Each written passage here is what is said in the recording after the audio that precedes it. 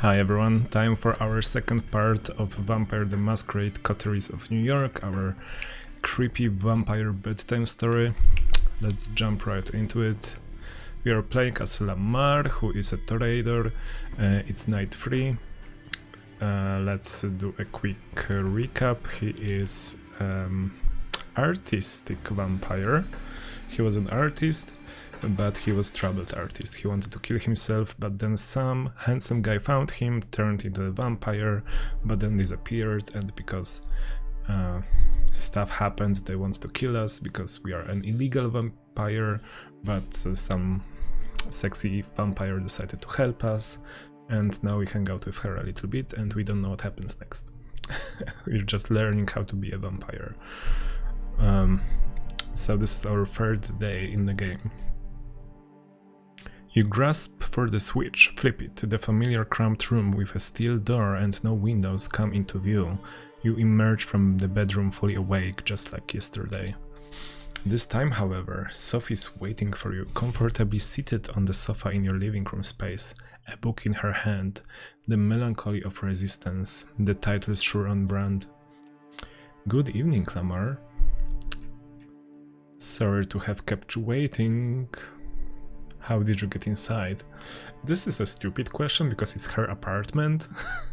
Like, she's helping us and we're staying at her place. So why would I ask how did she get in? Let's be nice and say good evening, Sophie. Good evening, Sophie. I hope you rested well. Tonight will be quite eventful, I think. Come, we have an appointment. I received word Elysium would be called again tonight on account of your unruly friend from Corona Park.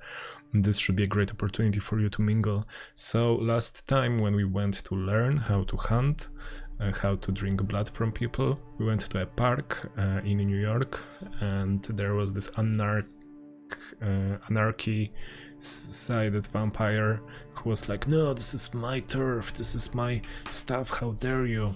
And we killed him. Not killed him, but we trapped him, and now we are going to investigate, I guess. I will drink some hot tea because I already feel that reading all of that today will be quite difficult for me. She keeps me talking as you walk downstairs and get in the car. Gregory gives you a slight nod and a small smile while opening the door for Sophie. He starts the car when you take your seat in the back. Most of the Primogen Council is bound to be there, at least those who usually attend, probably some other important personalities you'd do well to at least learn about. Who should I talk to? Anyone I should talk to when we arrive? Not especially. My advice would be to try to talk to the prince and perhaps reassure her of your gratefulness for being spared.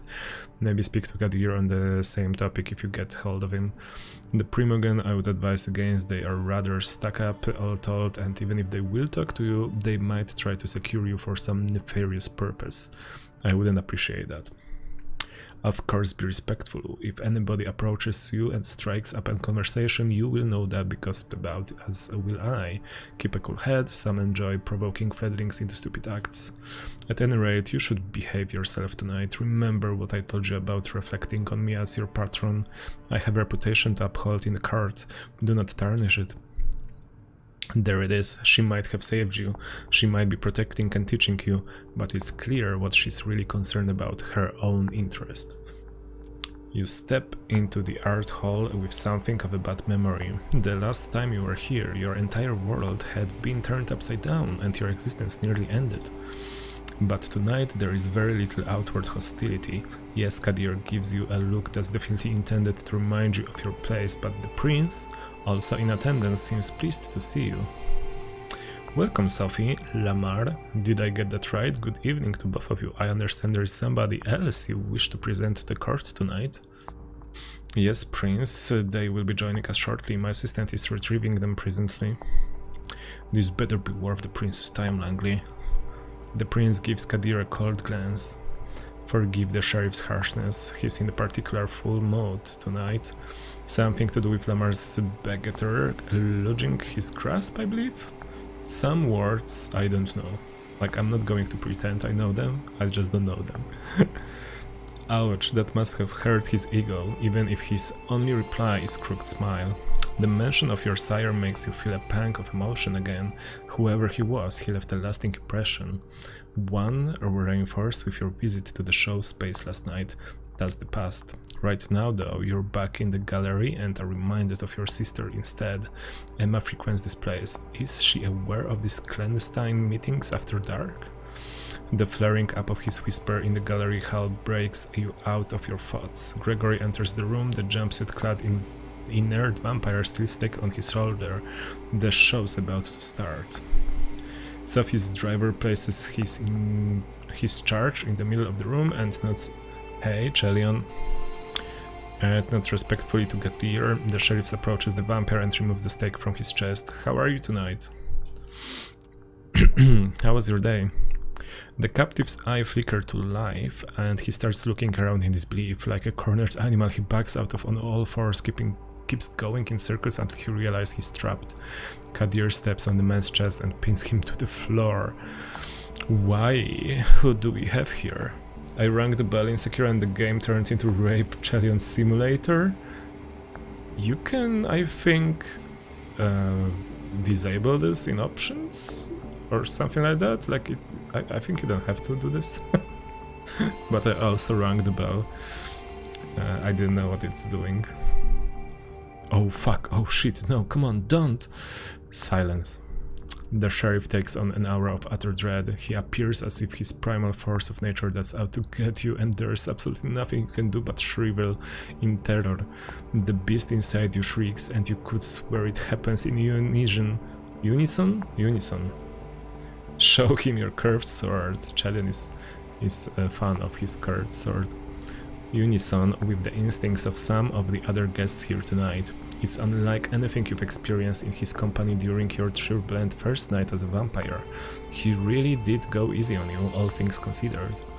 It seems like it takes all of the hoodlum's willpower to not crawl into a fetal position and start crying. No, please, don't hurt me, man, don't. You and me are going to have a little talk downstairs at the prince's discretion. Please, go ahead, my sheriff. You heard the prince. Get up, let's go. He does wait for confirmation. He doesn't wait for a confirmation. He just grabs the man and drags him, kicking and screaming out of the room. Conversation starts all around you, some whispered, some quite overt. Sophie looks somewhat bored of the whole affair, her eyes wandering from art piece to art piece, clearly finding nothing to her particular liking. Torture in art gallery. What happens now? So, what happens now? It'll be at least some minutes before Kadir gets the information he seeks out of his tag. Why not mingle while we wait for him to break? Excuse me? Sophie leaves your side and goes to a corner of the gallery where a group of kindred, some seemingly pretty old-fashioned, gathered. A concierge offers you a drink, still warm, it smells nice. Just a sip to start you off, a splash over your plate, coating your tongue and the inside of your cheeks. Nourishment. You're left to your own devices. You have a quick look around. The prince is currently talking to a dark-skinned woman that you recall seeing there. Here, those few nights ago, she has a cold but noble countenance. To her, their conversation seems to be casual. So I met the armored warrior. Come along to killing Genichiro in Ashina Castle, got bombarded by a Congo line of guns in Sanke Valley, so far having a great time. That stupid knight on that bridge next to the bell. Oh my god, I hated that guy. Also, I didn't like it because he was so out of place. Like, I understand it was kind of an Easter egg to and reference to like Demon Souls and stuff, but come on. Come on. A loud shrill laugh turns your attention to the bespectacled man who you saw with Sophia on the night of your judgment. He's making the rounds, chatting up different patrons. And the game is really cheese grating my balls today. Oh my god, Chelion. I'm glad you had fun. I know that cheese grating your balls is what you like to do in your free time. You feel somebody's eyes on you. A casually dressed, plain-looking man stands alone near a column watching you. He turns his gaze away sheepishly. sheepishly when he realizes you've noticed.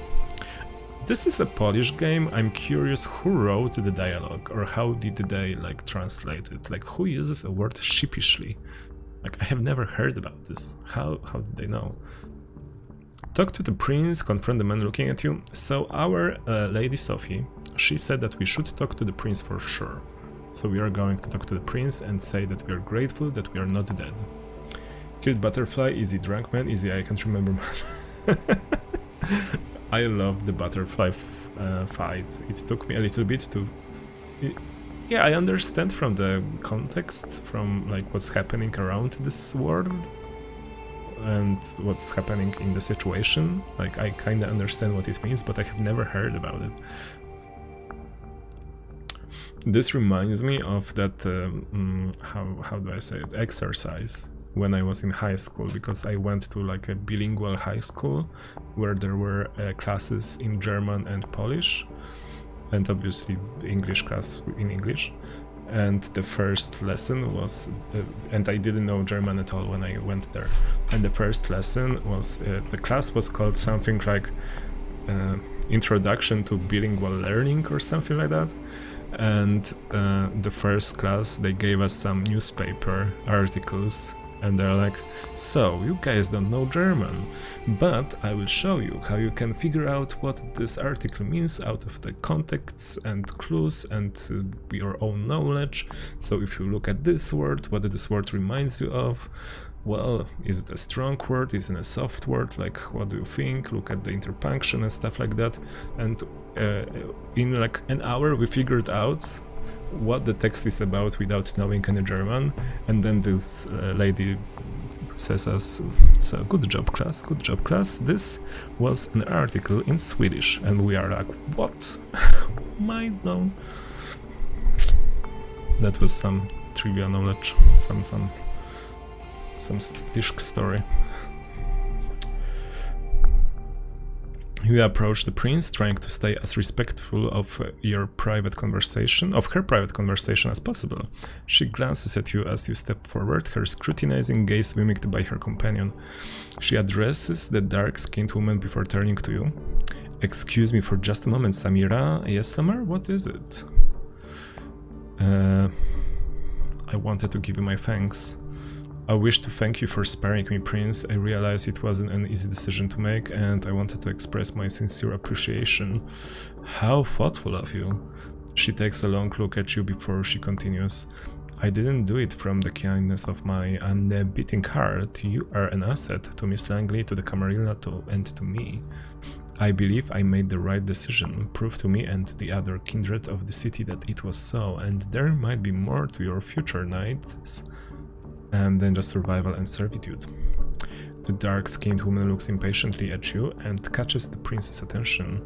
Forgive me, that's all the time I can spare right now. We have some things to discuss with Samira still. Enjoy your night, Lamar. Just bow and leave.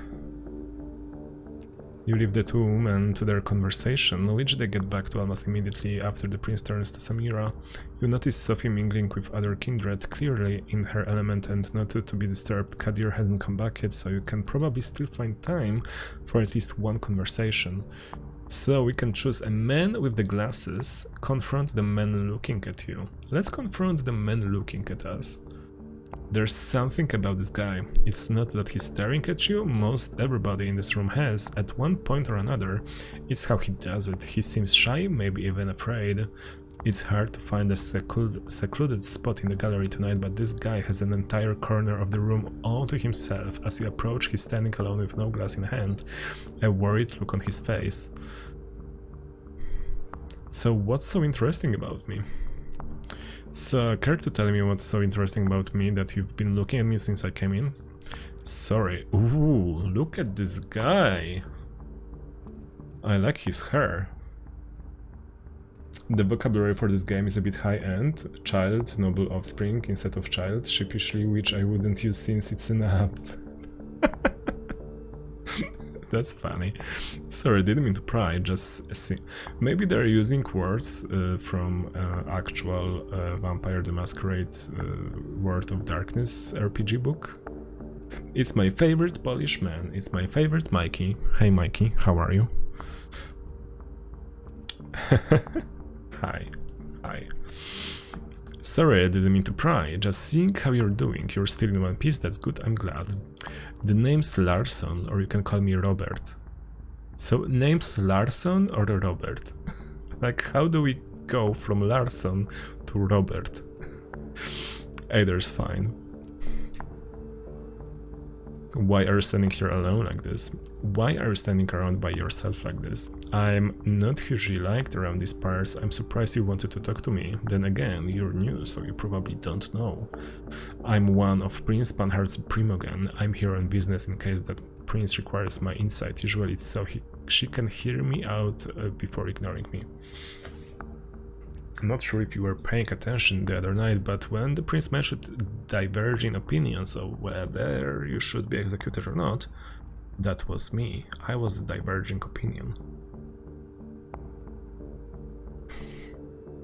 How much this is spamming adverbs? What was your reasoning? Not that I'm ungrateful, but out of curiosity, what was your reasoning? My reasoning, just common sense, that you shouldn't be blamed for being assaulted and essentially murdered to boot. But as Kadir loves to say, the traditions are clear. Listen, I don't want to be rude and I appreciate you reaching out, but word of advice, stay away from me. Many vampires in the secret sect regard my position as primogen to be some kind of a joke, you know? You talk to me, they'll notice and they'll hold it against you. You have a quick look behind you and see that a few of the kindred keep shooting you curious glances. One woman in particular, a redhead boasting a fanciful hairstyle, watches you disapprovingly. Some of them already do, I imagine. Excuse me, I need to try to get a word in with Primogen members before Kadir returns. Enjoy your night. With just the critical looks of a few kindred to keep you company, you start thinking about who to pursue next.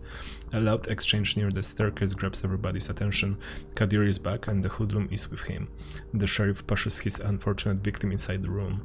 The vampire that threatened you last night is a mess. That stupid hat is still inexplicably on his head, covering some of his ruined face in welcome shadow. He's barely conscious. His shin is so broken. You think something protruding there, making the pant leg bulge. One arm seems twisted at a strange angle. Very little blood surprisingly, but clearly a whole lot heart. Well, Kadir, did our guest cooperate? Tell the prince your name. It's Howard. And who do you run with, Howard? The Midnighters. An anarchy coterie, my prince, active for some time now, though from what this one told me, the name is about the only legacy the group has kept over the years. I see. Hey prince, I didn't mean it, I didn't know, I didn't... A loud crack makes some of the guests audibly gasp as the Kadir slaps dislocates the man's jaw. A spray of blood creates something like an abstract art piece on the floor. This one is guilty of threatening a member of the Camarilla and claiming a domain without the prince's approval. That alone would be enough to pass with judgment, but he is also anarch's scum. My prince? There can be only one verdict: final death. Oh, we will see the sword in action. Do your duty, sheriff. Unless, of course, somebody would like to play at being a good Samaritan like our dear Mrs. Langley a few nights ago. The look the prince serves you and Sophie is a cruel jest. Sophie takes it gracefully, smiling and slipping her arm under yours in a strange public show of affection. Nobody says anything. The vampire named Howard jumps to his feet and makes for the window. Grab Howard. In a split second you make your choice, focusing your blood, you dash forward and grab Howard by the back of his jumpsuit, pulling him away from the window. You expect some resistance, but find you don't have to worry about it when a swift cut separates Howard's head from his body. You let go and the headless corpse slaps to the ground. Kadir is standing between you and the window, his sword drawn and an ugly smile on his face. Well, Lamar, your ignorance is laudable if unnecessary. That Howard fellow couldn't have hoped to escape his fate, not facing Kadir's expertise. However, I have made note of this show of loyalty on both your and your patron's accounts. I would like to thank Miss Langley for bringing this anarch tag to my and Kadir's attention. I assume all have found the verdict satisfactory. Oh boy, I wish I didn't mention paying attention to adverbs, but man oh man, the sentence clutter is really your and your. Okay. It's a rhetorical question and everybody here knows it. I'm curious if this has like Polish version, if it's a Polish game, like if we go to like settings.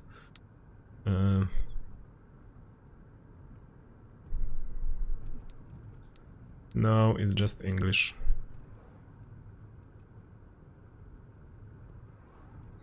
Then I consider tonight's meeting concluded. Good night to all of you. She steps out of the room and you see that many of the guests move to do the same. Sophie seems to be conversing with somebody, a serious-looking man in trench coat, about what transpired. You probably have the time to strike up a conversation of your own too. Kadir Asma is still here for one, but clearly getting ready to leave. Larson is still mopping around, and the other man you noticed before Kadir brought to Anarch in is still chatting with the remaining attendants. So Robert Larson said that we shouldn't talk. And he clearly doesn't want to talk to us, so I'm not talking to him. The sociable man? I don't care, and let's talk to Kadir. The sheriff's mood seems to have improved, so you decide you won't get a better shot at saying your piece. He's just sniffing his sword as you approach him. He notices you just before his face turns from a melancholic frown back to his regular predatory smirk. You seem to have caught him in a moment of reflection. What is it, Lamar? I wanted to thank you for bringing me here. An emotion creeps onto Katir's face that you haven't seen the sheriff's exhibit yet. Is that gratitude? It's fleeting, only there for a moment, gone in the blink of an eye. It was trying on my nerves, and you are still far and away from proving that it was the right thing to do, so don't think that a few kind words will let you off the hook. Still, I have to admit I was as surprised as the prince when you jumped at the opportunity to stop that anarch from escaping. I was sure Valerie would have beat you to it. If there's nothing else, I'll be taking my leave. Who is Valerie? Why are you so mean? Can you tell me something about Sophie? Wondering if you could tell me something about Sophie. She talks a lot about the Camarilla and other things, but I barely know anything about her. Oh, I can tell you something about Sophie. Some things she wouldn't want you to hear, like the fact that she's manipulative and vindictive, but then again, which of us kindred aren't? You want to know more about Sophie's past? Ask her. She's unlikely to tell you the truth, though. I'm quite sure she never told me despite our previous history. That's what we do, Fledling. We exist for centuries and we lie to our families, our friends, our lovers, to our kindred, sires and children, to ourselves. He picks up the sword and turns toward the stairs. Good night. And watch yourself, you've messed up my baiting average, so I'll be sure to keep a close eye on you. With that final threat, he leaves the gallery. It's right about when Sophie also ends her conversation and walks over to you. Interesting evening, wasn't it? Come, Gregory's waiting downstairs. She seems preoccupied with something and not in a talkative mood. It's an awkward ride back to the city. This time you arrive at another building, just 2 streets across from your apartment. She brings you upstairs through a very nice lobby and a luxurious-looking hall into her domain. Please have a seat, I shall be right back with you. You take in your surroundings. The apartment is like a gallery, an old-school smoking room that you've seen in some period piece once, and nouveau-riche living room meticulously combined together. Oh my god, the language! So difficult. Apologies, old habits die hard. Clearly some stick with you even after your death. This is a really nice apartment, I like it. Like, I would live in this one. She drags on her cigarette and breathes out. How is she doing that? Can you do that? Oh yes, you might not know, it takes some practice, but you can keep smoking if you'd like. Other things too, experiment, you might surprise yourself. But I did not bring you here to show off. This is where I rest these nights. That door in the back, that bedroom. Similar to yours, I have servants and bodyguards in addition, of course. I brought you here because I need you to trust me. When I told you before that I needed your best behavior to uphold my good standing with the court, I mean it. But that's not the whole story. I have your interest in mind too. That's why I've given you your own heaven. Why I'm trying to teach you how to navigate this new reality, but you need to trust me, or else this won't work. You can come here whenever you feel like asking me something when you're in trouble too, though I hope that won't happen often. I would ask you to come here when you wake up tomorrow. I'll have something to discuss with you. Why not discuss it right now? I still need to follow up on a few things before we speak. Patience fledgling. That silence again. There is definitely something on Sophie's mind tonight, but she doesn't seem eager to share it with you just yet. I'm leaving for another visit. Come downstairs with me. We'll give you a lift. A quick trip, a promise that you'll show up tomorrow, and some polite goodbyes later. You open the door to your heaven and gather your thoughts. It's exciting, in a way, being dragged deeper and deeper into the secret society and its rules. Whatever Sophie has planned for you, it's bound to teach you more about this thing you have become. Being a part of a secret society must be very exciting. Like, I can feel, I can understand that once you start going deeper and deeper into it, you can get dragged really easily. You sink into your vampiric sleep with just a sliver of hope. It's a welcome change. And we rest. Once more, darkness falls upon the city. You wake up, same as you have these past few nights, in a windowless room. As you pry open the reinforced steel door, you look out the window to see, invariably escape bare feet of sunlight, and then it hits you, the hunger. For a moment, you let yourself wonder if there will ever come at night when it's just not there. Given what you've learned thus far, you probably have as much chance of starting your heart with jumper cables. You lock the apartment behind you and head over to Sophie's apartment. You did promise to call on her, might as well not keep the lady waiting. And hey, what else are you gonna do? What else are we going to do? Call Em, she's probably worried, at last she will be once she actually tries to give you a call, which might not happen for a few more weeks, months, if she's busy doing press for her new piece. Chew on some necks. We will, Chalion, we will, don't worry. You could try to track down your sire, if the sheriff hasn't done that already. After all, he did buy your painting. There has to be a money trail, right? But even if so, what should you say to him? These thoughts put you in a weird mood. It's a strange sensation to walk the crowded streets, same as you have so many times before, but feeling so disconnected. All these people, you're not one of them. Not anymore. You're a vampire, kindred, and you need to carve your own path in this strange new existence, one way or another. Appropriately enough, you arrive at Sophie's building just as that thought crosses your mind. A quick word with the security guard and you're led into the elevator. Apparently Mrs. Langley is expecting you. Of course she is. Of course she is. You knock and wait patiently as the footsteps on the other side grow closer. Finally the door opens and Gregory, Sophie's driver, invites you in. You find the lady herself standing by the window, silhouetted against the city's midnight glow. She stares out motionless, like a marble statue. Oh, look at that! And it's even animated a little bit. I like it. I like it. Some old man neck. I hope next hunt will go better than the last one. Good evening, Sophie. She doesn't react immediately, but seems to snap out of some meditative state and looks at you with strangely bleary eyes. Yes, good evening, Lamar. I was wondering, when you look out at the city, when you see the lights, hear the hum, smell the rain on the pavement, what do you think about? You gaze out. You thought the city couldn't surprise you anymore. You've lived here all your life, after all, but tonight something feels different. You realize in this moment that you have truly changed. Yes, you know what Sophie means. The way she gazed out that window and saw the truth beyond. You do the same. The view is fascinating, each detail absorbing, every angle a new experience. The familiar made sublime. When you turn to Sophie again, she smiles at you knowingly. Ah, so you understand. I had my doubts, but perhaps we are of shared lineage after all. You see, the blood that flows within me is that of Clan Toreador. There are 13 such bloodlines among us kindred, though that number has been contested in the past, and these nights it seems that nothing is certain anymore. The clans have gone by many epithets over the years, but the names we used these nights have their roots in medieval times. The original Inquisition, if you can believe it.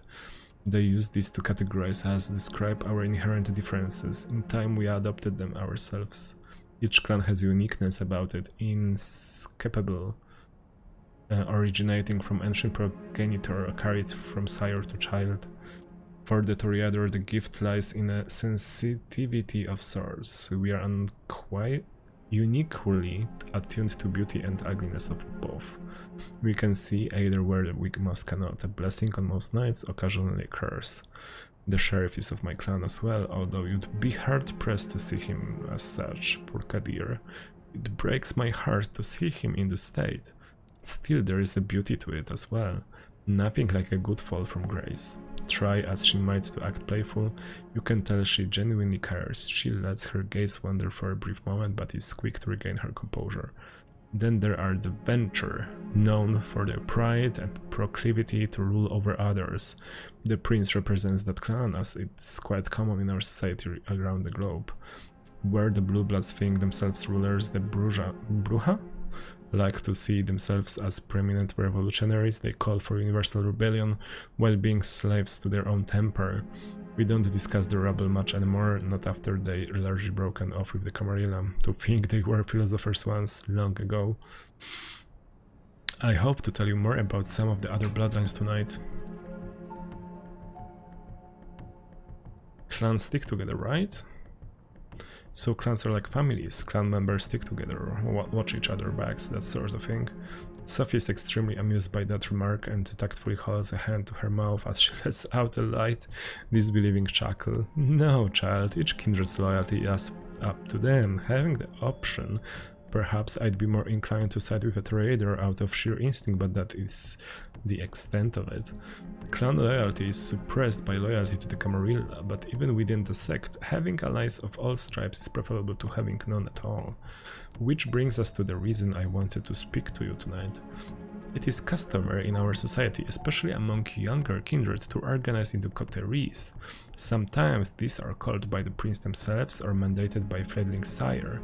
In our case, you may treat this more of a strong recommendation. I want you to seek out companions, not only because you need to learn more about our society, but also because it is useful. True friendships are rare among kindred, but having allies, even temporary ones, is something of necessity these nights. We might be selfish creatures, but we are drawn to each other nonetheless. Do you have your own coterie?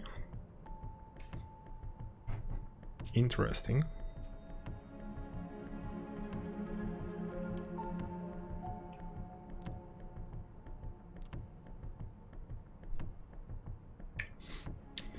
I do have those that I trust enough to work with. Not a coterie exactly though, I have joined several of those over the years, not in over a century though. You, however, you would do well to meet some of the city's younger kindred and see if you can find a connection. It's an essential experience for one so young. She puts on a mysterious smile. I spent some of my precious time last night asking around, pondering potential kindred for you to meet, come up with a short list of contacts. I hope you'll appreciate the gesture.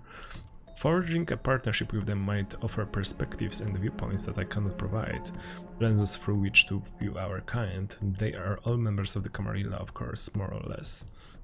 Okay. Who are they? Eager to learn about them? I see. Good, I'm glad. So let us start with the Tremere. They are a powerful clan, disliked by many, but feared and respected by many more. They have been an important pillar of the Camarilla since the very beginning. They are blood sorcerers. Okay, Chalian, have fun. Get something tasty. Blood sorcerers? You could swear you once saw them play at the Apollo. Probably not the same blood sorcerers though. Sophie snickers. Oh child, don't be caught with that look on your face when you meet a warlock in person. They really are adept at using vitae, their own as well as others, to unique and potent effects, since they are quite rigid in their hierarchy. The kindred I had in mind for you might need some persuading. His name is Agaton. Agaton. From what I hear, he's quite the scholar, very ambitious, the child of a noted Tremere here in New York, Aisling Sturbridge. Spent enough time with Agaton and I'm sure you'll run into her sooner or later. I love the name Aisling. Like, Aisling is such a cool name. A chance to meet an important person then. Yes, though not immediately. I would imagine Aisling finds herself in a somewhat precarious position both in the city and her clan.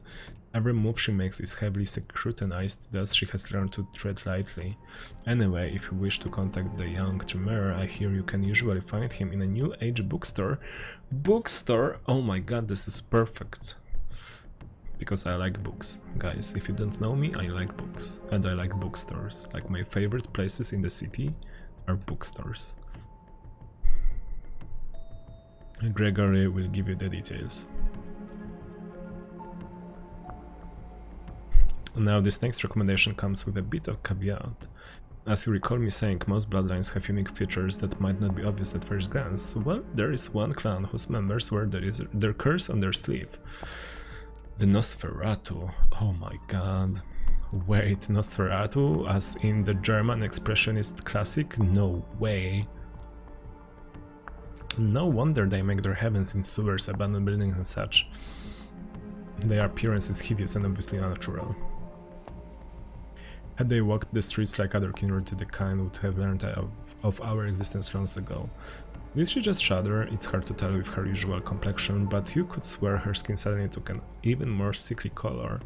The one I have in mind isn't as big as an Aesir of the worst of them, but he is no Adonis either. Still, he has some talents and connections that you might find useful. His name is D'Angelo, and he's an office, for lack of a better term, in otherwise abandoned grain terminal in Red Hook, right next to those Swedish stores. The name escapes me, the ones with the awful furniture. He has his lair next to IKEA. What? IKEA? Yes, that's it. My mind struggles to retain things that are aesthetically displeasing. Oh my god, I love IKEA. Like, I really do. I like the aesthetic of IKEA furniture. Come on. That's a job for Gatir, digging up dirt, locating kindred who would prefer to remain hidden. That kind of work to Nosferatu are best at. He's on a case right now, something to do with kind murders, I think. After your initial brush with our dear sheriff, I think it would be wise to show some goodwill towards his agenda. Assisting D'Angelo with his investigation might be just the thing. Interesting.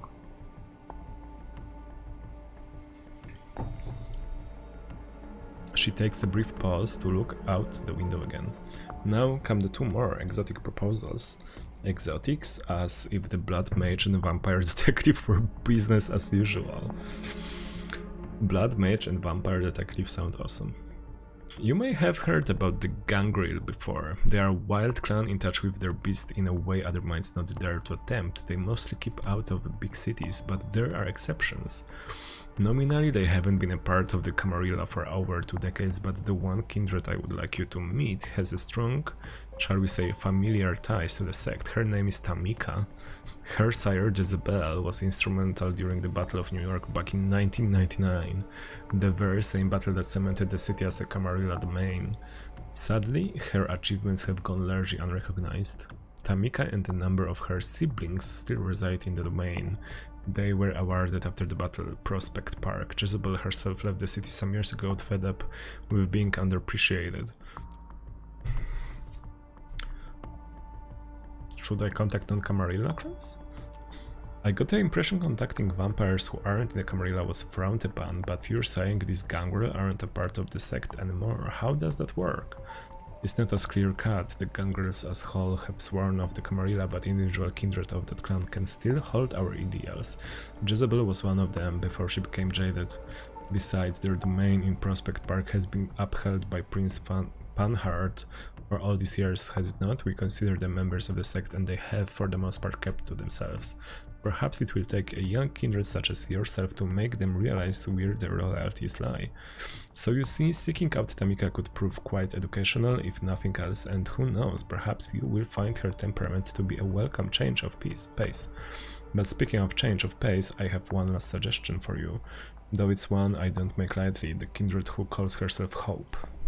She's a Malkavian. There are uniquely cursed clan. For centuries we considered them mad, insane, unhinged, but those of us who spent enough time with them come to understand the truth.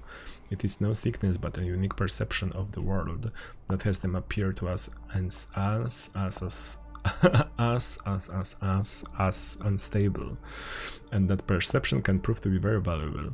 Having a Malkavian as your companion might be taxing on the nerves and true test of patience at times, but their insight and intuition are unrivaled among kindred.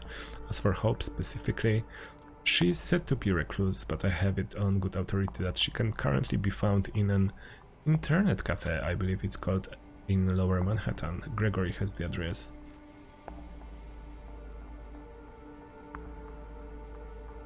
Where did you learn about her exactly? One of my colleagues told me about her. He considers her uniquely talented and tapped into the current fads among kind. Not something I'm personally interested in, as I'm sure you know by now. I take his word for it at any rate. Well, I believe that's all of them. I still have a few social calls to make tonight, so I'll leave you to it. Use tonight and tomorrow night to arrange some cordial visits of your own. I will send Gregory for you as soon as I have further need of your services. Oh, that reminds me. You will need a car. Join us downstairs, won't you? She smiles once more and turns to her driver. He helps her put on her coat and the three of you leave Sophie's apartment. Sophie points to one of the cars near the building as Gregory hands you the keys. It's a rather inconspicuous compact car, a decent looking, if not luxurious ride. Stay safe, Lamar. This is your first night alone. Don't let it be your last. As they drive away, you find yourself with more freedom than you've had for the past few nights. A blessing or a burden? Time will tell. With a list of addresses in hand, you consider your next move. Oh. We can choose. Who do we talk to? Sophie mention of a vampire clan of blood sorcerers sparked your attention. One of them, Agaton, could potentially be introduction into the bizarre powers of the Tremere. Sophie suggested you meet Hope, a reclusive member of the Malkavian clan. She's supposed to hold in... Well, look at her. She has tattoos and she looks badass, so I'm thinking about... And she's Malkavian, guys. Like, when you're playing Vampire the Masquerade game, you always have the best experience with Malkavians. This guy looks like... Come on, look at him. Like, I don't want to look at him.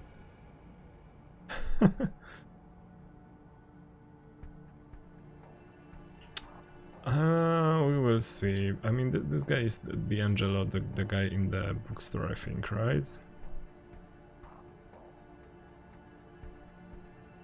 I'm thinking about this too, actually, but let's go with Hope first. It's a quiet, moody internet cafe. Half of its space serves as comfy coffee bar these days, but behind a glass wall it still has a space dedicated to rows of PCs.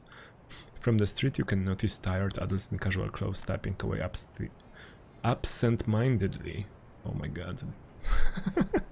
And some bored kids wasting the late evening hours on colorful online games. I don't know, like I'm pretty sure we don't have internet cafes anymore in my city. Not even, I don't even know if like in the whole of Poland do we have internet cafes anymore.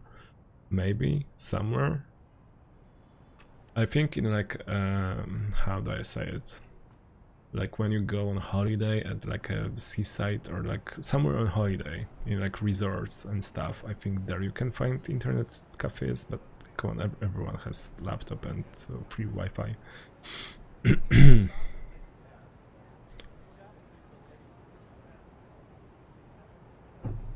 If Sophie's intel is to be believed, this is where Hope has set up her haven. One of the waiters is standing outside the building, gazing at the sky with a smartphone in one hand and a vape pen in the other. You approach the man and tell him...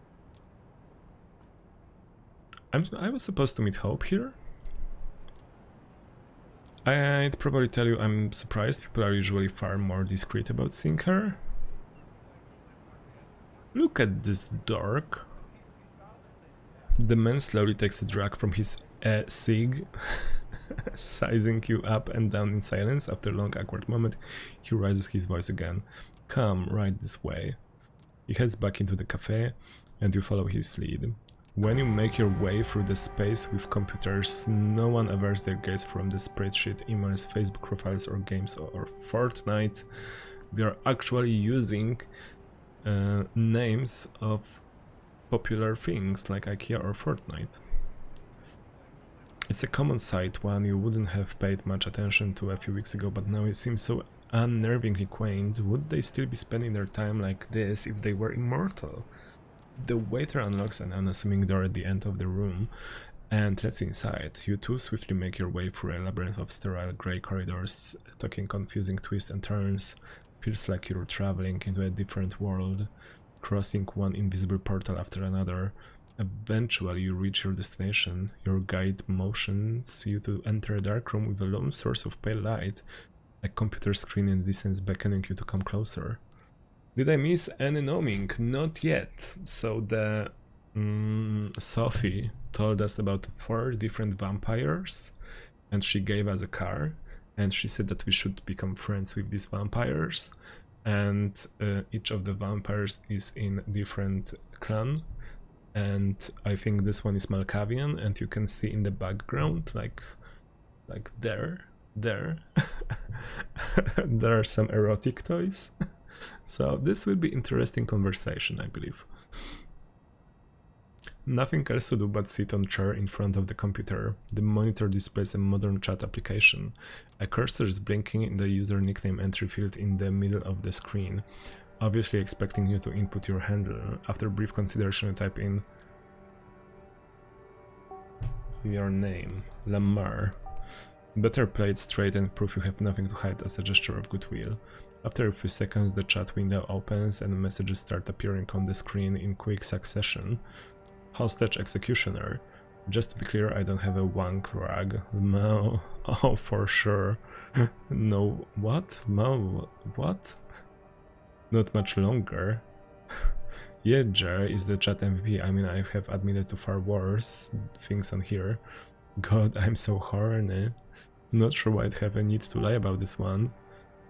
Oh my god, literally, who cares? You and me both, bozo. Wait, who is Lamar?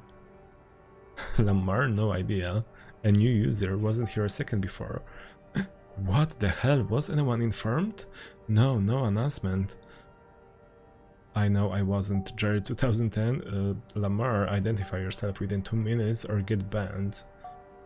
The chat goes silent, everyone's seemingly waiting for you to say something before proceeding. This must be a close-knit group. Better say something before they kick you out.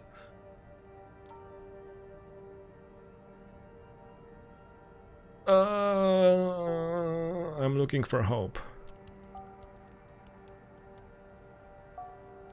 Who the fuck are you? This was meant to be a safe channel.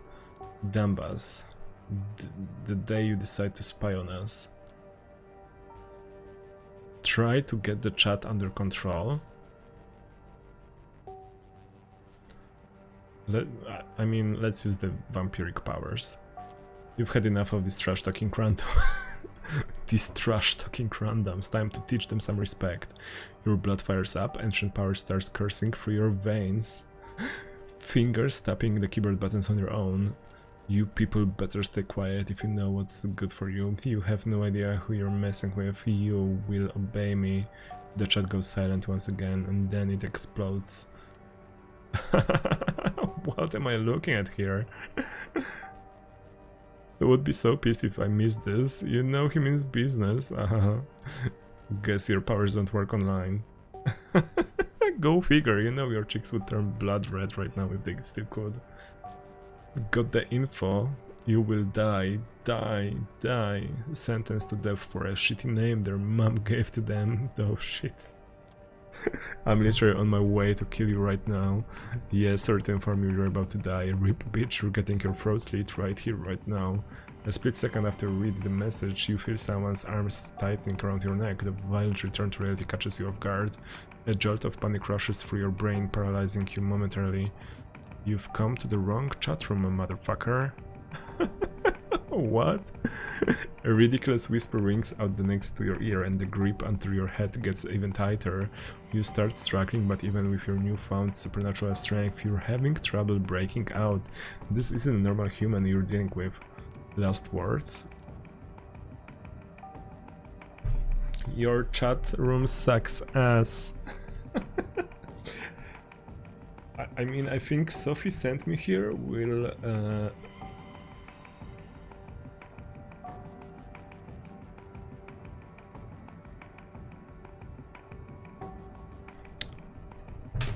But choking won't kill you? I mean, he's a vampire. I think he should be fine. Langley? The hand holding your chin shifts its position slightly. Don't struggle or I will break your windpipe or my phone, which would end even worse for you. Sounds of a camera shutter and light flashing. Did they just take some selfies with you? Alright, that's enough fun. I'm letting you go. We can have a talk. Don't do anything stupid, Mr. Intruder, pretty please. The mysterious assailant loosens their grip on you and gently pushes you away. You quickly turn to take a good look at them. Hello? These tattoos aren't good. Let me just finish this. Like they could do better job with tattoos. It's a pale blonde woman in her 20s giving you slightly judgmental look while rapidly tapping away at her phone screen. First, you notice her outrageous outfit, seemingly thrown together from random thrift store finds. Then you take a note of her tattoos, a sprawling tapestry of odd patterns and designs covering every visible part of her body. At first glance, it all seems aimless, but it has a consistent sense of style upon closer inspection. Her eyes focus on you for a second. Gave you a scare, huh? Sorry, that's what you get for entering a lady's heaven without her permission. And she's back to her phone. With her relatively small build, it's hard to believe you had trouble overpowering her physically. But then again, nothing is what it seems when it comes to the undead, and even compared to the vampires you've met so far, she comes off as eccentric, curious presence.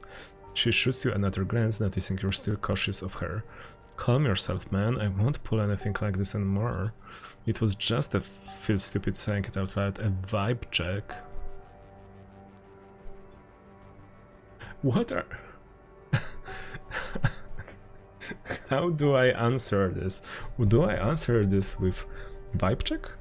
Or vibe check? Or vibe check? What? Yeah, I got a glimpse of your vibe on the internet and in a dangerous situation. I'd say I've got a pretty good idea about who you really are. I'm Hope, by the way. If you're here, you've probably heard of me, so I went ahead and skipped the pleasantries, but come to think of it, I might have skipped too many of those. Yeah, she definitely fits the description you were given by Sophie. I still can't believe you got so mad online. You actually tried to use your powers on people talking trash about you from who you know where, Jesus. But you know, I kinda respect that dedication, it's amusing. Anyway, don't worry about the chat, it was all a game to us, no hard feelings, okay? I'll introduce you properly later. On the monitor, the chatter continues normally. Your visit is like yesterday's news, no longer relevant to anything.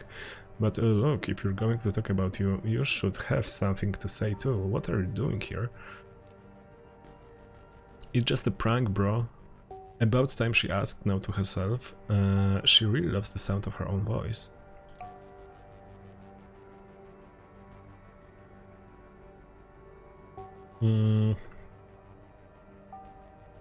She knows that Sophie Langley sent me. I will say about the coterie thing.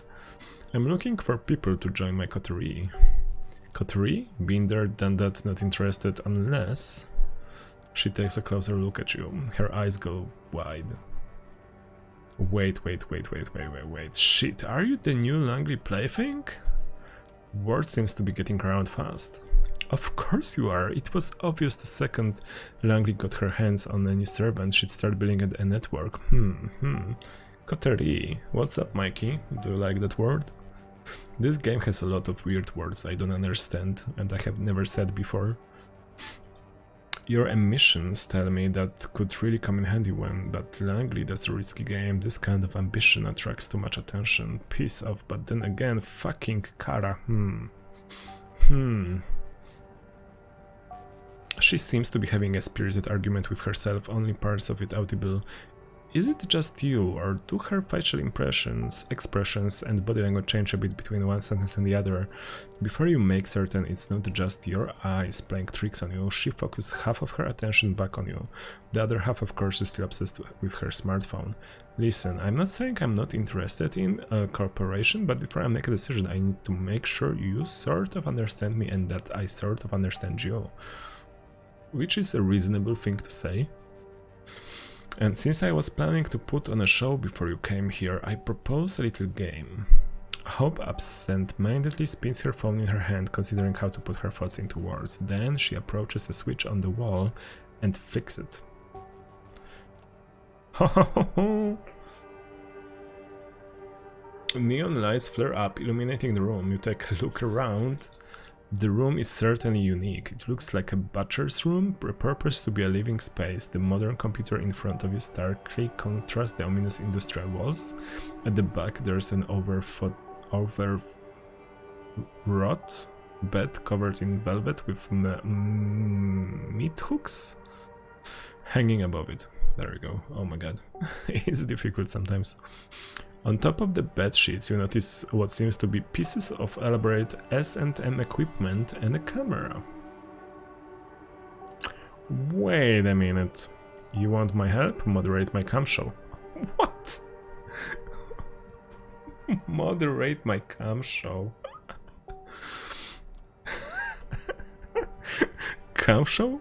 Your eyebrows twitch involuntarily. This is definitely not the kind of request you expected to hear tonight. She notices your confusion. Take it or leave it, buddy. You just became a kindred, but you want to become my partner in crime. Show me you can handle yourself while watching my back in my everyday environment. Hey Ishk, wanna moderate my private Snapchat? Come on, Chalian, you know I would. The show starts in 10 minutes. If you think yourself better than this, better walk out the door right now. I won't hold a grudge, I've got better things to do. As if to prove it, she looks at something displayed on her phone and cracks a brief grin. Another reply typed down with an absurd speed. Tap tap tap tap tap. 9 minutes, it's now or never. Show moderator, risk of violating the masquerade. Hi, content warnings? Oh yes. So do you take the job? Why the hell not? Bam. Hope brightens up and her smile looks surprisingly sincere. Excellent, I promise you might find this interesting in more ways than one. Alright, give me a second. Time for some vampire titties. I don't think this is this kind of game, Chalion, but maybe, who knows? She spends a minute setting up the computer you used before, then urges you to sit down. The explanation of the moderator's functionalities is simple. It boils down to ignoring anyone who doesn't disrupt the chat, banning anyone who does. As a Twitch streamer, like, I understand. Like, this is what Twitch is. 5 minutes later, she's already online, sitting on her bed in a provocative pose. It is a sex show, isn't it? Her voice, previously hushed, rings out with a full force. How are you doing tonight, hopefuls? Her community is called hopefuls. You pick at the chat. We're not worthy, queen. Fucking A, angel. Hell yeah, time to fuck.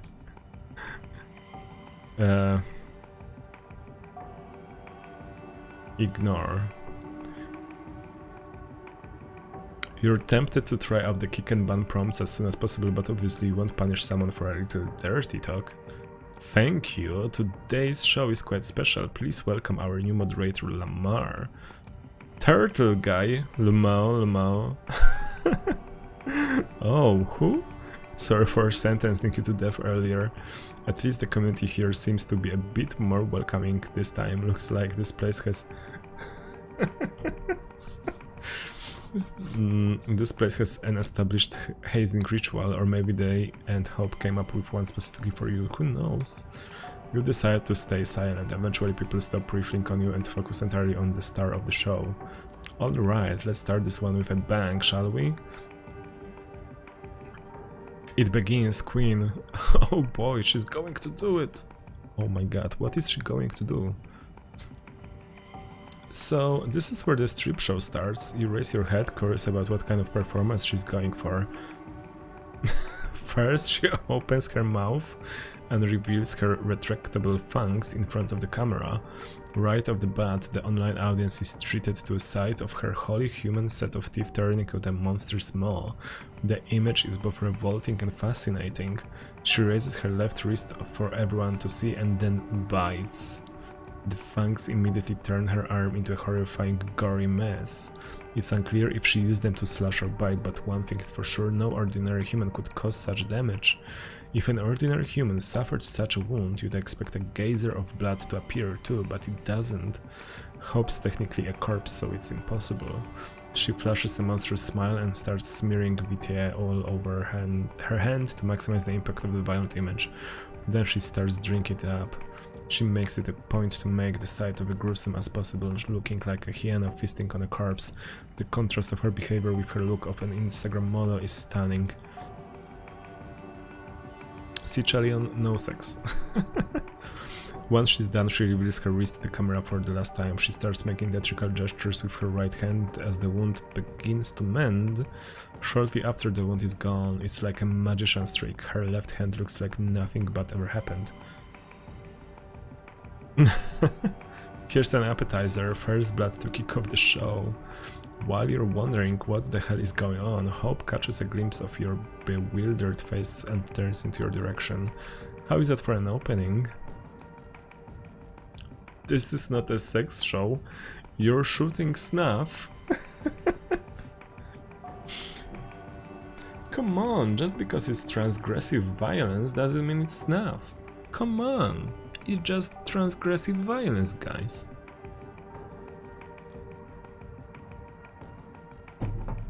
A brief moment of awkward silence. Besides, if I was shooting snuff, I wouldn't mend the wound. If you expected a strip show, yes, sorry to disappoint, this is more like live-streamed digital art. The erotic subtext is there, of course. You pick the chat, they're going wild. She did that, nothing more arousing than a beautiful woman teetering on the edge of oblivion, a rose petal dancing in the eye of a violent hurricane. But eroticism is not the key here, it's vampirism. It's a new frontier, a living art installation. In the early 90s, the Japanese artists kept producing these videotapes with beautiful women committing gory harakiri. Those are an inspiration. Is that true? Like, is this actually true? She bears her fangs into a devious grin. But I have no interest in auto-destruction or turning myself into a victim. This is a celebration of a body I love, not self-inflicted punishment. The audience came here to marvel at a beautiful vampire and her awe-inspiring powers. Mending wounds is just one of these powers. The people watching can pay to see more. Oh, and don't worry, the only things that audience can see and hear are the things I allow them to. We can talk freely, just remember to moderate the chat while you... High risk of violating the masquerade. What a joke, she's blatantly breaching it in front of an anonymous viewer. Still speechless, you turn your attention to the screen. Muy guapa? Alright, I'm feeling generous today. Have you planned your next tattoo? I prepare for the next...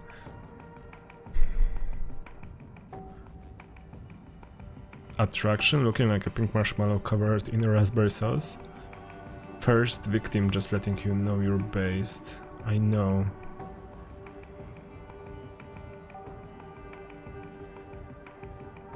What?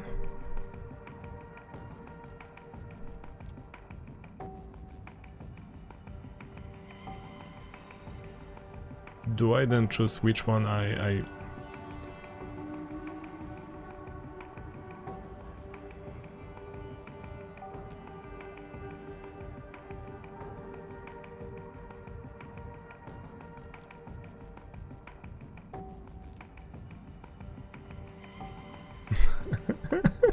I slammed that ban hammer.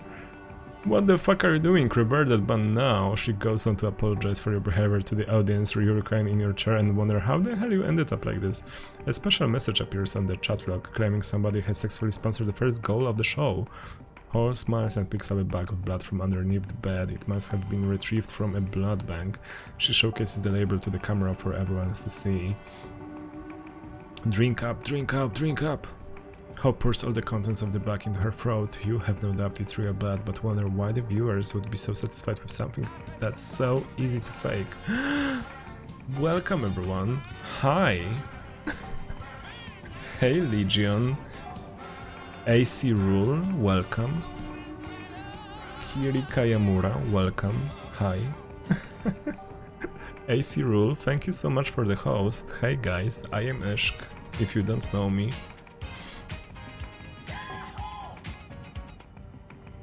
If you don't know me, I am from Poland and I am a variety streamer, and right now, because I can't stream during the day, we are doing some sort of a bedtime story streams and we are playing through Vampire the Masquerade, the visual novel.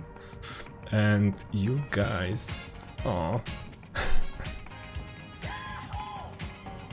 Thank you guys.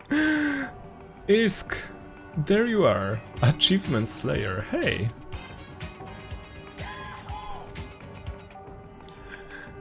Pack Rabbit, AC Rule and PS Wii 2008. Thank you for following.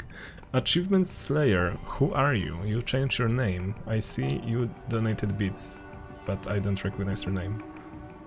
I killed Grey Fox and took over as... Oh, okay, there you are. Hello guys, Legion. Now you see me. Hi guys. Hi guys. How are you doing everyone? How was your stream, Monkey? How was Animal Crossing tonight? How's everyone? You're joining in on a live stream within a live stream. So, Vampire the Masquerade, right? It's a game about vampires in modern times in New York. And right now we are actually doing a live stream in a game of like a erotic vampire show, and the girl on the camera is like, you know, pouring blood on herself and drinking it, and we are chat moderator. It's really weird, so you guys are in for a treat, I guess. Sabbath forever. Yes, you guys arrived just in time for erotic show. Streamception.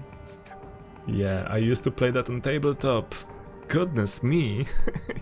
Yes, that's why I'm kind of blushing right now. It's like erotic vampires, yeah. So if you guys don't know this game, it's a Polish visual novel based in the world of Vampire the Masquerade, the RPG. There's obviously that popular game that everyone knows and played, and the story is that you are an artist, a painter, but a vampire gets you and you became a vampire, and then you get dragged into some sort of intrigue, and your mission right now is to meet other young vampires and create a coterie. Press the continue button. Don't worry. And one of the people that we are supposed to become friends with is Hope, and Hope is internet sensation, and she's a Malkavian vampire, and she's basically doing a Twitch show where she drinks blood and do some creepy stuff. Why does it sound like an anime plot? It is anime game, basically with vampires. Don't worry, it pays well enough. You don't even bother to tell her this is not what you're thinking about, safe to assume she knows. So what do you know about the Kindred and then the internet? Have they told you anything? Nutcases. Oh god, they... why always the mugs? So there are actually 4 people to choose, but I think you are able to talk only to 2 of them. And this will determine the ending, and obviously I chose the Malkavians because they are the most interesting ones. While she's waiting for someone to sponsor her next vampiric feat, she decides to start a conversation. Is there a vampire internet? And this is our character, Lamar. Sounds more Plague Storm than Twitch. Interesting, he said. Mad, I say. Hey, come on, don't judge. Is there a vampire internet? Pff, if you find something that looks like a vampire internet, stay away. See, some of us used to experiment with our own secure networks. We tried to build our own information hubs, social networks, everything. She's still working the phone in one hand while looking for something under the bed with the other. on how many things she can concentrate at one time exactly. The one day the NSA got in, turns out elders never really got the hang of a proper security practices, or the sigils they used to smear on their screens didn't exactly work as advertised. Then of course all the other three-lettered intelligence agencies in the world got the intel, and a lot of them decided bloodsuckers were the perfect new enemies for our post 9/11 times. The Second Inquisition came into being. Ever heard of it? A lot of our kind died just because they were too present online. Right now the remains of our old networks serve as the government honeypots, kept alive to attract fledglings and hunt them down. You post a certain keyword on Twitter or Facebook, you get tagged for investigation. You fit certain patterns, you get tagged for investigation. So there is a certain thrill in becoming an online presence without attracting attention from the authorities. She stretches on the bed. I hope you are still monitoring the chat. Of course not, you're not as good at dividing your attention as she is. You'll correct your mistake and check the recent messages. Oh, wait a second. Can't wait for the real thing to start. These two monitors set up rules. Call of Duty on one screen, Drop Dead Hotness on the second screen. That's how I operate. The only woman I don't hate. Hope more like my favorite hoe. Oh my god. Ignore. Despite the nickname, they seem supportive, you leave them alone. You look away from the screen for a second, and when you look back, there are 3 new messages from the same user. Hope has grabs and gonorrhea. Yo, is it just me or does your face look kind of retarded? But don't worry, baby, if you're a special need person, I have a special thing here to satisfy you. It's his dick, guys. Give him the hammer. Doing a great job back there, Lamar. The guy gets banned and Hope goes back to running the show. Turtle guy, great job, Lamar. Great job, Lamar. Great job, Lamar. They must have heard her. You've messed up. Anyway, yeah. When the Nosferatu admitted to Camarilla their network got compromised, the elders went batshit insane, internet communications became strictly forbidden, there were executions. A lot of people who use social media to secretly contact the mortal families and lovers got offed. That goes without saying, but if you weren't careful, even the most innocent web usage could result in being punished with final death. Thanks to user DickSteal, the next goal has just gotten successfully funded. I'm sorry, Puzzle Monkey. Let's go. No, the Shreknet is gone. Moral of the story, don't let Ishk moderate your chat. Come on, I would moderate that. Dehumanize yourself and face the bloodshed. She raises her hand, 3 fingers up, 2 fingers up, 1 finger up. The countdown ends and she immediately disappears from the screen like a ghost. You can still see her on the bed, but the live feed indicates there's nobody there. When you deeply focus on the digital image, you swear you can make out some unusual glitching where her silhouette should be, but it could very well be just a placebo. You ready for this? 3, 2, 1. A flash of the camera. The instant she reappears on the screen, she takes a selfie, sticking her tongue out in a provocative manner. The chatroom explodes in cheers again. She is their vampire queen. You briefly wonder about her being glued to the screen. Is this the fantasy everyone is here for? A girl showing off cheap magic tricks while lazily browsing her social media? You realize you are way out of your depth here. Meanwhile, Hope decides to continue her lecture. Those were some wild times, especially in New York. While most of them have no clue as to our real nature, a lot of clandestine organizations have classified us as national threats. And since this is where the towers fell, the agencies are very much present around here looking for easy PR victories. The last SI raid here was just a few years ago and it was a big one, stirred up the hornet's nest something fierce. But although it's 2019, New York City is ruled by someone who got embraced before World War II and the cam as a whole got really spooked and swore off the internet. Cam as Camarilla. Of course they're not dumb and understand that you can't really coexist with modern kind without the internet. It's a grey zone right now, like piracy, technically frowned upon, but let the one without sin cast the first stone. The SI is a real threat, no joke, but in many senses the darkest place is right under the candle. You take another look at the screen. Bender, we want blood. How about some bad stuff? Can you do some bad stuff? Can you show us next time? His nickname is Fuck Lamar. Jesse Hooker, it's been a long hard day, please give me a shout out. Oh yeah, fun fact about being a vampire, we can sweat and pee if we just exert ourselves really hard, some of us can even orgasm, we can even cry, but only tears of blood. It's something I always dreamed of doing when I was 14, so romantic, and it drives them crazy. As proof of her words, as Carol tears starts running down her face, the chat goes wild. I was tapped out, I heard bad stuff. What? This seems to be exactly the kind of thing they've been waiting for. Ah, an angel that fell down from heaven. This is typical Twitch chat, guys. Oh my god, she did it again, beautiful. Hope your tortured soul finds some calm eventually. Can you imagine USA assembling a blood-sucking squad that would just cruise by the border and suck blood of any illegal they found? They very tough gives me big... What? Weirdly heard that from another Macavan already.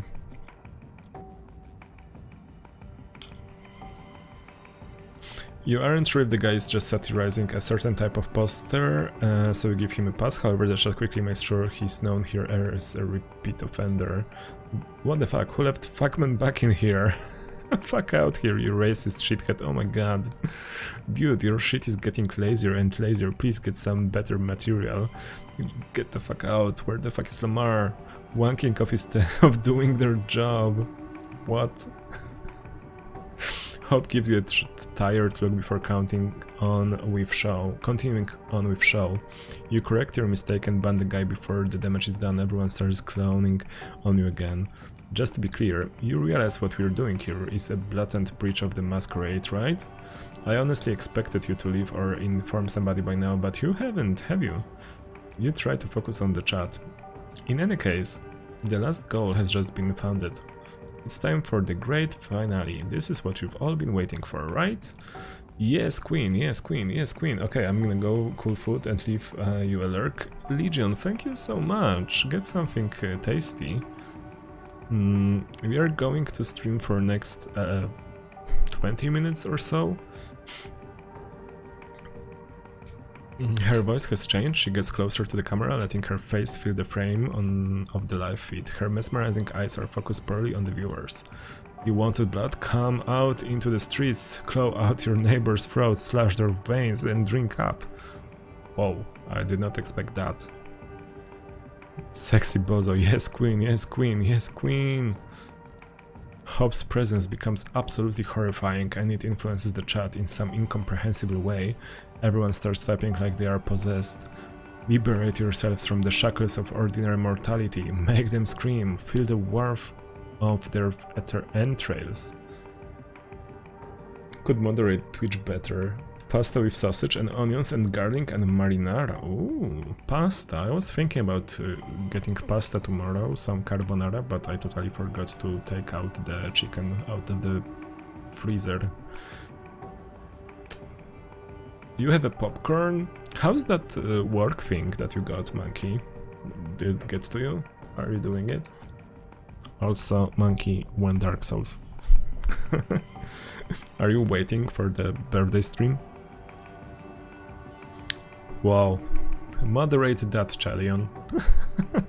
What the hell is she doing to those people? What have you gotten yourself into? Their madness on others or induce hysteria and the likes. Kirika Yamura, so the thing is that at the beginning of this whole thing, we start chatting to the people and we are a Toreador and we try to use our presence on the chat, but then she says to us that it doesn't work online, but it clearly works online when she's doing that. When I'm ready. You should be ready right now. I'm waiting.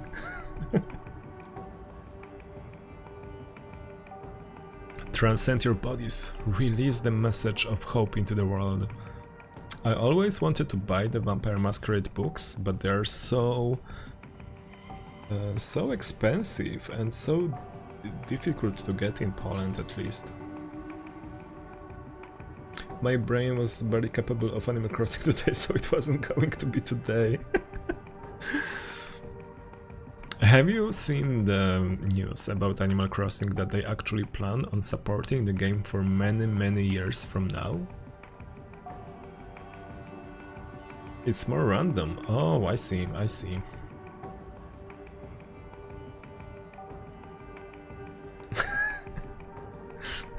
Chalion. That would be hilarious, actually. On my Discord, Legion suggests I play Dark Souls. Good job, Legion. When she does, the room goes dark again. Alright, that's enough. Instead of continuing, she does something with her phone. The stream ends and the chat instantly becomes dead quiet. Let me take over. The atmosphere in the room has completely changed. She's already put herself together and stood up, now she's walking towards you. At Vulgar, what the fuck just happened? Guess the show is over, everyone relax and go home. Oh, and I was almost ready to... I'm not reading that. Hostage, I swear on my father's grave, one day I will find you and kick the ever-living shit out of you. After every line she delivers, she changes her voice, the way she puts her lips together, and even the way she moves. You've caught glimpses of her acting this way, but only now have you started to figure out... Wait a minute, does it mean... I'm immortal, I'm bored, I'm separated from most vampires in the city by a generational chasm, and I'm so goddamn lonely, the internet used to be my only friend. Years ago I started researching Tulpa's collective unconsciousness and the mambo-jumbo at the intersection of psychology and spirituality, and I decided to experiment. The show was fake, so when she was using the phone, she was typing in the chat. She was doing this to herself, for herself, and the audience was all her on her phone. That's so weird. Legion, call for Monkey to play Sekiro. We need to see him getting gangbanged by metric ton of monkeys. That's a weird sentence. Honey Legion, a few years later I was an Instagram fashionista, a successful erotic model, a vital part of a pop culture commentariat? Commentariat? Hey Courtney. Do you even say something like that? Commentariat? A viral shitposter, a cryptocurrency expert. All of my internet selves started signal boosting each other, paving the way for new ones. I became a one-woman empire surrounded by legions of psychophants. The chat was a fake. Some may think of it as dissociative identity disorder, but that's bullshit. Everyone has online alter egos they buried. I just resurrected them, gave birth to new ones, and let them crossbreed. How are you doing, Courtney? You missed on something very interesting. You missed on a vampire themed erotic stream. We just had that experience in a game. Her constant tapping on the phone even during the show, somehow she's capable of impersonating an entire chat room. A literal perfect angel. I don't even have a self that could dissociate or be mentally ill. I'm a host, I live in database. I live because I find it fun to be an informational conduit, to process trends and support the ones I deem worthy.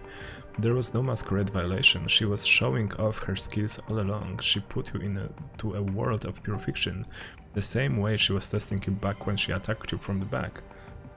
That's no acting, she has actually multiple personalities, I guess. Welcome to Malkavian Mind. Kiri, I played the Vampire Masquerade PC game, and I know that with that one vampire, so I kinda expected that she will have multiple personalities, but I expected like 2 or like maybe 3 or 4, but not actually being a whole chat room of people. That's actually quite impressive and surprising. Damn, she's good at this. Malik David Chapman, of course you can just ignore what I'm saying and decide I'm just another deranged Malkavian, but hey, annihilation of the self is the only way to survive in the 21st century. If there ever was an era that demanded images of a beautiful people transcending beyond humanity and inspiring others to do the same, is this one. Manhole Mermaid. What is this nickname?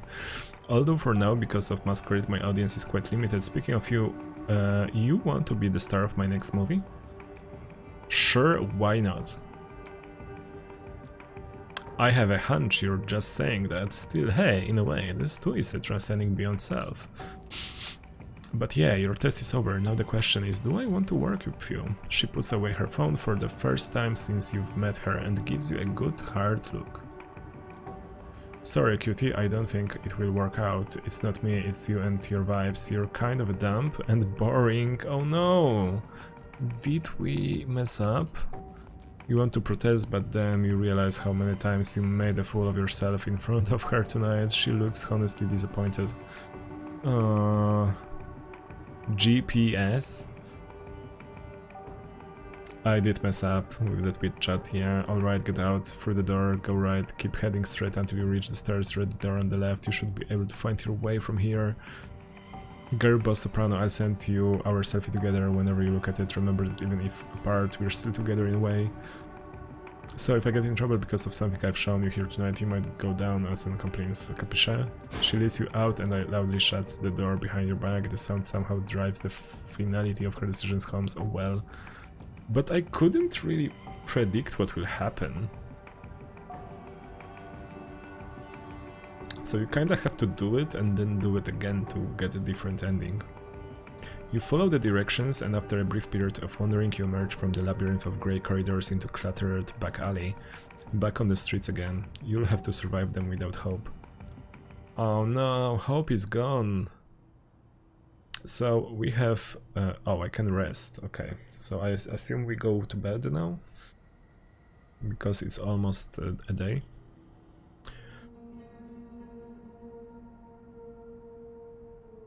You just do what is most unusual or exciting, I guess. Some have multiple personalities, much more. That's why I would love to get my hands on the book, actual book with the description and stuff like that. I need to check on like Polish version of eBay if there is something. You notice something strange by the front door of your heaven. A letter's been slipped under the door in a cream-colored, old-fashioned envelope. There's no name on it, but you know it's meant for you. Opening the letter, it's clear it's been sent by someone incredibly old-fashioned, rich, or a fan of classic stationery.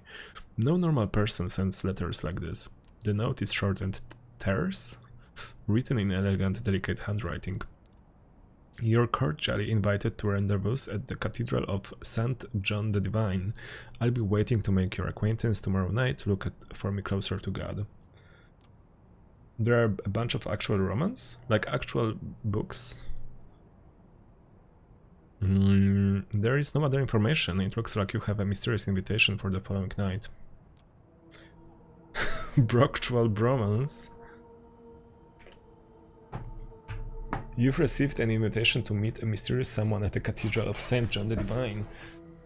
So now we have options. We can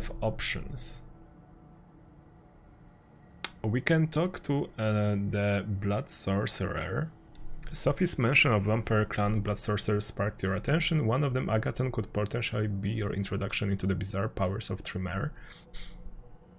We got right now some sort of invitation. And we can go and talk to this guy, but I don't like how he looks.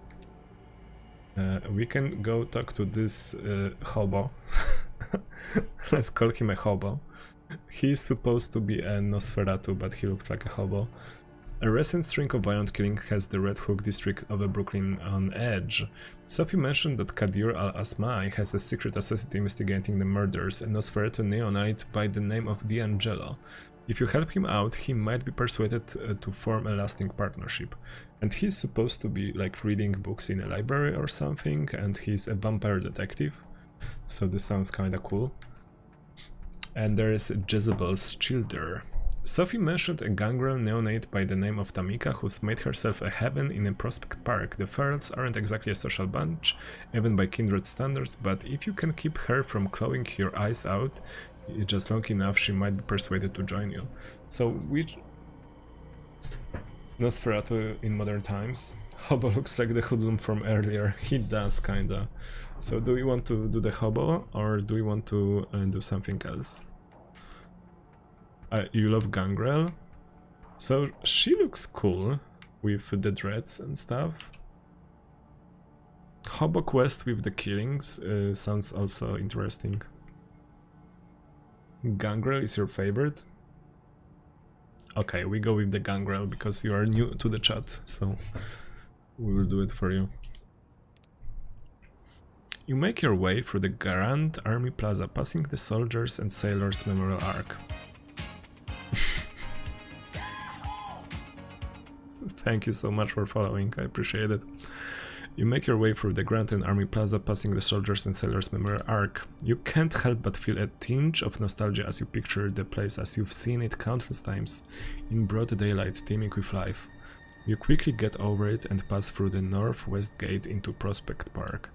The park is its usual maze of unkempt foliage and dimly lit alleys. Silence hangs in the air as it would at this time of night, and there doesn't appear to be any sign of kindred presence. You start to suspect Langley's sources fed her a bunch of bullshit, but you're not willing to give up just yet. You take a deep breath, your nostrils fill with the scent of the dead leaves and something else. A faint whiff of a copper, too subtle for human to notice, but your newfound kindred intuition tells you that you're in the right spot. Yeah, these are Tamika's hunting grounds, alright, it's more than a hunch, you can feel it in your veins, now it's only a matter of finding her, unless of course she finds you first. As you ponder your options, you hear footsteps coming from behind a line of trees, quick but evenly paced, most likely a late-night jogger. No vampire would take kindly to you feeding in their domain, but then again, perhaps you could kill the two birds with one stone. So we have options. There is a feeding opportunity, midnight jogger, but also it's not our district. Seek out the Gangrel Heaven, walk around the park, or we can use our vampiric power Auspex and focus our senses to locate Tamika. Sounds like numbing.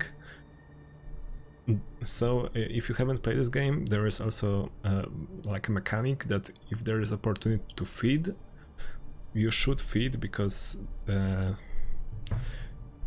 beast inside wakes up if you don't feed, and it limits your dialogue options or gives you new dialogue options. So if you are hungry, you have different options. I will use the Auspex and focus. When have you fed last? Yesterday, I think. Yesterday. So tutorial told me that the screen will turn red when you are hungry, and like pulsating red will happen. The world opens up around you like a blood-scented flower, and myriad of smells and sounds pound your senses like a battering ram. Sweet Dusty Old Man Neck? No, after the Dusty Old Man Neck we went to the Camarilla party and we drink blood there from a cup or something, so I think we are... It costs blood, but it should be fine. I don't think the blood cost is incorporated into this game. I think it's more like a, you know, visual novel story kind of stuff. I don't think you have actual stats in the game. The world opens up around you. Okay, I read that already. You focus trying to drown out the noise and isolate any trace of your quarry. And there it is, a rustling of leaves, no further than 100 yards to the south, too big for an animal, too quiet and meticulous for a human. You follow the sound, careful not to make a spectacle of yourself. Even at this heightened state, tracking one of the outcasts seems like a tricky matter. From what you can tell about them, the hunter is never more than a few steps from becoming the hunted. All of a sudden, the rustling stops, the world goes eerily silent. By the time you realize something is wrong, it's already too late. Hunter, hunted. In a split second, the air by the side of your head swirls like a vortex. Driven by sheer instinct, you lean back just as 5 finger-shaped razors cut through the darkness, missing your face by an inch. A cloud shadow jumps back a few paces, preparing to correct its mistake. You catch a glimpse of the assailant. Looks pretty animalistic, alright, but he's not one of one you're looking for. For starters, it's a he. Just as he's about to lunge at you, a snarl resounds from the bushes nearby, stopping your foe in their tracks. Out of the shadows emerges a young woman, baring her teeth ever so slightly. She walks over calmly, her eyes fixed on your assailant. Her presence is enough to make him reconsider attacking you, but not to withdraw completely. He glances over to her, puffing up his chest. Oh hey, dude. I have to get going. Should I call you Achievement Slayer now? Gray. If you see Chai, let her know I changed my name. Okay, I will tell her. Don't worry. Time to slay some achievements. Bye, Asken chat. Bye. Have fun. Thank you for stopping by. I appreciate it, son. Told you don't fight her. Gang will cause a real trouble. I'm trying not to fight anyone. Stay out of it, Tom. I smell them first. Tom, how about that? She raises an eyebrow but remains silent. Her compatriot turns back towards you. You shouldn't have come here, pretty boy. I'm gonna fuck you up so bad you'll be wearing your tongue as fucking necktie. What? Tamika looks at you expectantly. Is there? I'm not looking for a fight. You've made your point, okay? Confirm badass, I'm not looking for a fight. Tamika tilts her head in a way that's barely noticeable and yet strangely expressive. She seems disappointed. Oh, so she's like the strong type. I need to show my dominance. Damn it.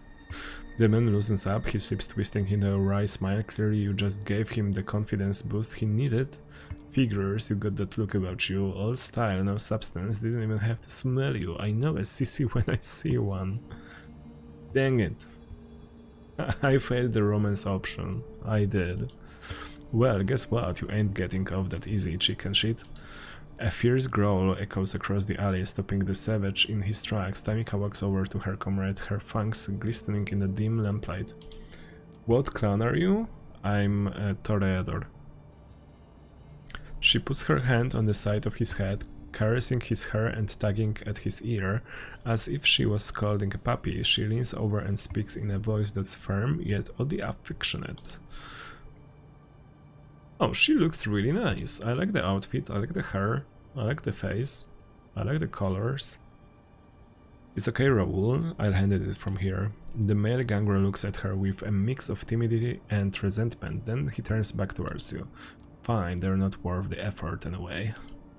Having said his piece, Raoul retreats into the shadows, although if you were to guess, he's likely to stay within earshot.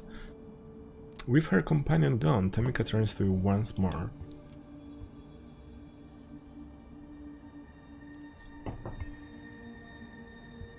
I could use your help. Short story, I'm new here and I'm looking for a chance to leave my mark, maybe shake things up a bit in the process. I could use your help. Why me? My sources claim you're capable. Are they wrong? No, I guess not. But if you're so well informed, you should know that I don't whore myself out for mercenary work. This is different, I'm not hiring. I'm offering you my help should you ever need it, and in time perhaps also my friendship. Do I strike you as someone who needs a friend?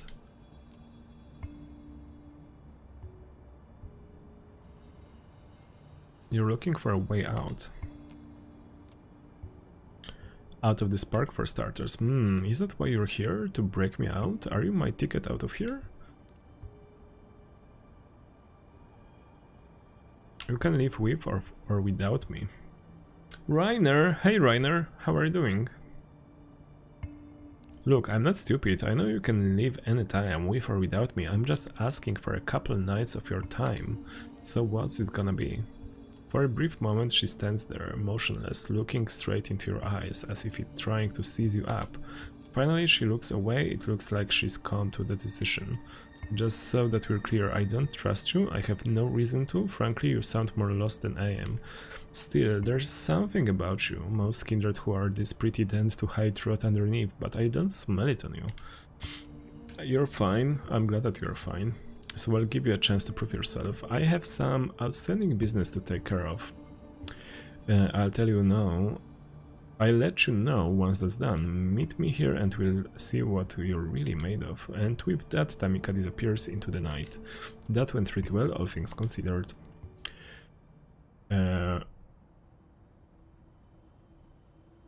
So this took half a night. This also tells me part 1. Like, I'm not sure. Okay, which now?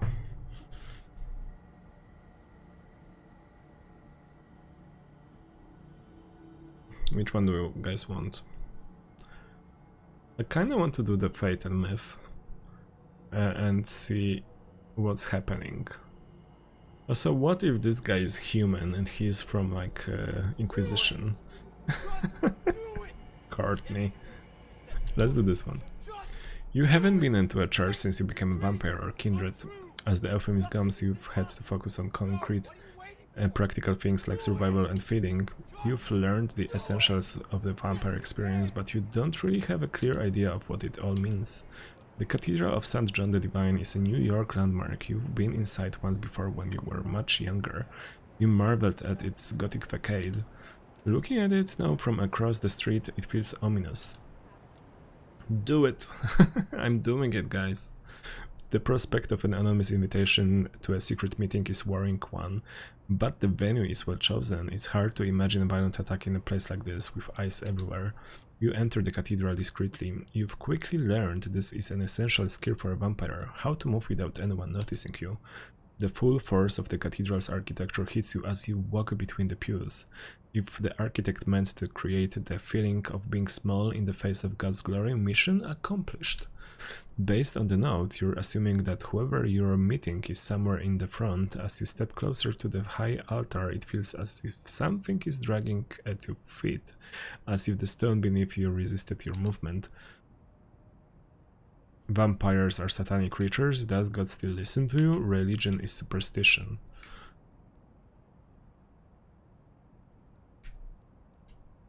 It's been a long time since you prayed. You wonder whether God listens to creatures like you. Fatalistically, you take a step, then another. You're not sure if your God is present in this cathedral, but perhaps it doesn't matter. What you feel is real enough. There's an old man sitting in the front. You see only the back of his head, bowed down in a silent prayer. Your footsteps echo on the floor and he turns to look at you. You can't take your eyes off him. He's tall, dignified, white hair, balding, a few strands escaping to the sides. He's wearing glasses and simple clerical clothing.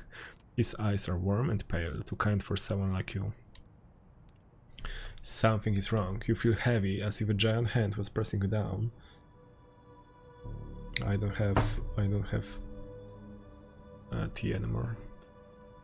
The skin on my face is burning. Perhaps unconsciously you expected something like this as a vampire walking in the cathedral, only it's not the building or God making you feel like you're burning alive. It's the man, the priest. Welcome, my child. Oh my god. Look at him. He looks like a classic priest. The priest's tone is kind, but the rising panic inside is telling you that kindness is not for the likes of you. Confront the priest. The only way to understand these painful feelings is to push forward and confront the priest. As you step closer to the priest, panic rises inside you. The emotions are hard to control. Fear, anger, pain, all trying to wrestle you in different directions away. Can I help you? Are you okay? The priest talks to you like he would a lost vagrant who has chosen to enter the house of God. How are you doing this? I'm afraid I don't understand. No, you don't want to nibble on a true believer? It's simply too much. You mutter something incoherent in reply. You don't sound like a vampire, and then being made powerful by immortal blood. You're just another sad, confused, lost soul. You turn around and stagger away, only feeling like yourself once you're back on the streets outside. You stand on the sidewalk, confused and scared. No enemies seem to be attacking you. The priest didn't follow you. The night air is wet with the smell of the city, the same as every night. How did it feel? Oh, hello, stranger. You look at the man speaking to you. He's well dressed, if a little archaic, dark-haired, handsome, like a character from an old movie. He smiles as he knows something you don't. He didn't look like a guy from an old movie at all. You glance around, there are people on the street. You don't appear to be in immediate danger. Who the fuck are you? Please, calm down, I'm not your enemy. Benoit. My name is Benoit Segal. Benoit Segal. We share many things in common even if you don't know me. Benoit offers his hand to you. You shake hands and use your vampiric senses. Benoit is a vampire, that much is clear. He is using his blood to stimulate the functions of a living body, but the rhythm of his heartbeat reveals its artificial nature. Would you mind sitting with me for a moment? Benoit points to a park bench nearby in darkness because of a broken streetlight where you decide to follow him. Only an enemy totally unconcerned with the masquerade would attack you here. Benoit sits down and you follow suit. For a moment you both contemplate the cathedrals in silence. I know how it feels what you just felt, I have experienced it myself many times. For a moment you consider how to respond. It's clear Benoit sent the invitation to come here and orchestrated this little setup.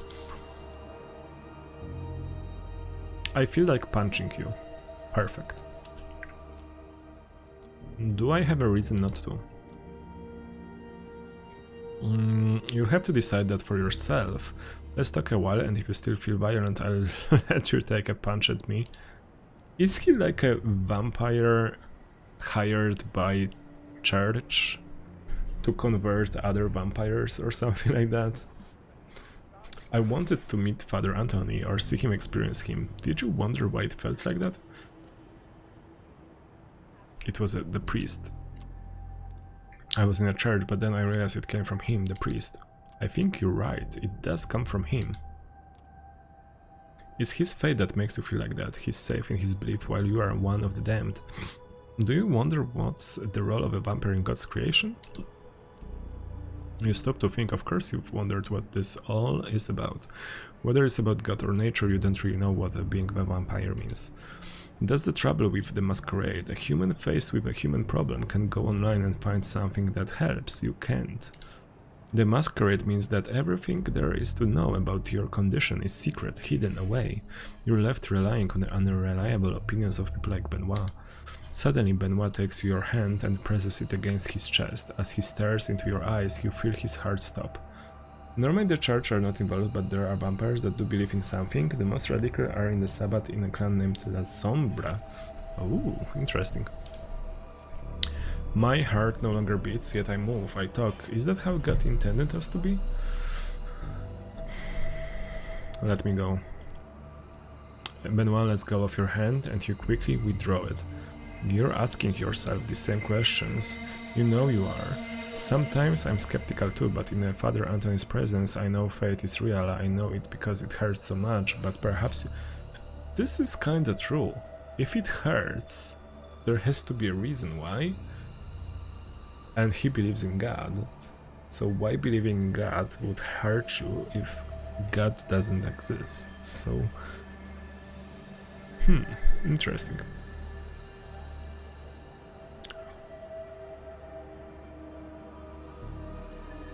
Perhaps we are divine, not damned. How do you know any of these stories are true? I don't. How could I know? This is what fate is. You have to believe something. Good and evil, right and wrong, love and hate. I believe we are damned. I also believe that there is always hope. Grace. Father Anthony's fate shows me the way. It's so easy for us to lose ourselves in a morass of occult speculation. Some of our kind revere Cain, others Lilith. Many in the Camarilla place their faith in the invisible guidance of the Methuselah, who are supposed to watch over us. Yet I wonder how much that really matters when compared to the character of a good man. Did I come here just to talk about religion? I know it's overwhelming. It was for me when I first met Father Anthony. I know there are others like him whose faith shines like a beacon. Priests, old ladies, children, anyone can have that conviction inside them. This is too much. You expect me to go along with all of this insanity? Benoit nods patiently. Let's meet again in a few nights here at the cathedral. We can talk more after you've... But he didn't tell me anything. Like, who is he? Why is he talking to me? Why is it important for him to, like, turn me? and talk like religious stuff to me. You leave Benoit sitting in the shadows of the cathedral contemplating what lies within. It would be easier to ignore his words without the reality of what you experienced. Father Anthony was holy, you know it to be true, but what does that mean? And I think, guys, let's rest, and because it's super late and my throat starts to hurt, because reading for almost 2 hours out loud is quite tasking for my throat. So let's save and exit here, and we are going to continue this tomorrow, because this is our bedtime story time. midnight Polish time, every night until we finish this. That's what we are doing. So let's end here for tonight, and we'll meet each other tomorrow again.